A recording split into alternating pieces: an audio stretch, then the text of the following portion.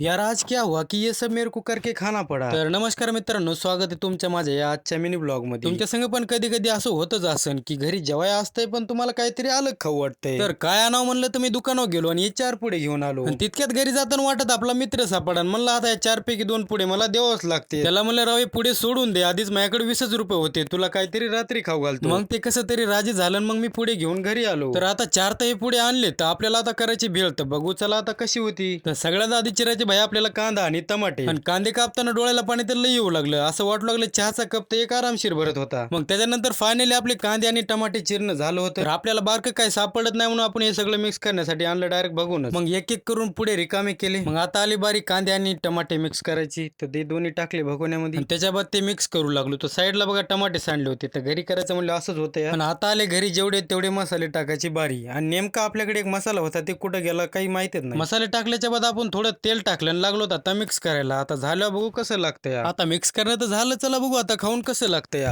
खायला तर मस्त झालं राव, पण असं वाटायलं की बाहेर जाऊन खाल्लेलंच मस्त होतं. तर चला मग मित्रांनो, व्हिडिओ आवडला असता तर लाईक करा आणि कमेंट करून पण सांगा की कसा वाटला.